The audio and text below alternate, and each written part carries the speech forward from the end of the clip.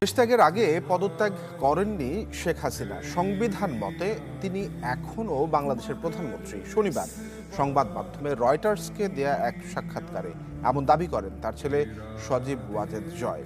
আওয়ামী লীগ আগামী নির্বাচনে প্রতিদ্বন্দ্বিতা করবে বলেও রয়টার্সকে জানান তিনি। বলেন,